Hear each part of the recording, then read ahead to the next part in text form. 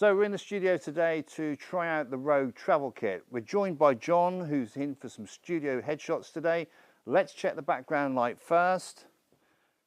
And for this session today, we're going to use an additional modifier which isn't part of the travel kit, but it is part of the Rogue flash kit, which I'll go into detail on a future episode with. But that's purely for separation on an Avenger A0010 stand, purely because height-wise the C stand would be too big and we'll see it from the front, whereas this is low enough that it hides nicely behind John's back.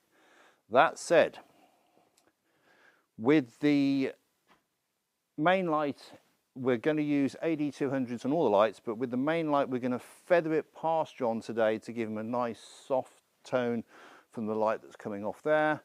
And then we've got the fill light on the opposite side to reduce the shadows. Obviously it depends how much density we want in those shadows as to how much power we want to push through, but we can see that when we've done a test shot to start with.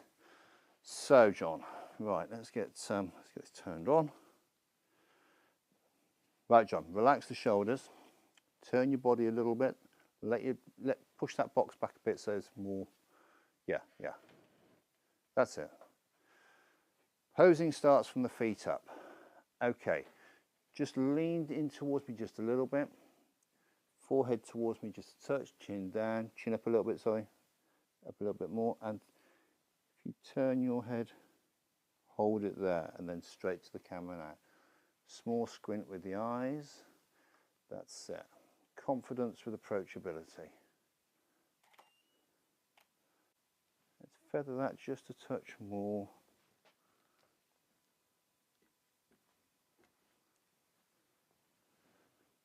That's good, John, that's good. And breathe through the mouth. Just let your left hand actually come up and rest on your lap so it's pushing your shoulder. Let it on, that's it, but so you feel comfy. That's good.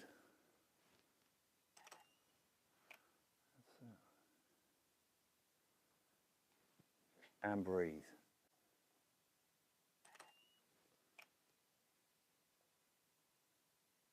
Nice.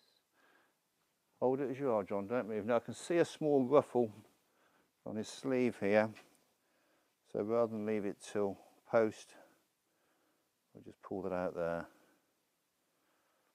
Obviously, if you don't know your model very well, ask them beforehand if it's okay to touch them. Right, let's have a look at that, John.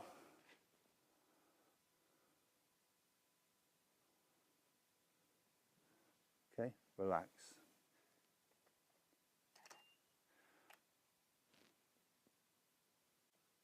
Looking good. Which takes me to one other thing. With one grey background, the advantage is you can actually get 3 backgrounds in one. I'll show you. So let's do a grey background to start with. And if we turn the power, put the glasses on, turn the power off from the background, and straight at me, John. That's good.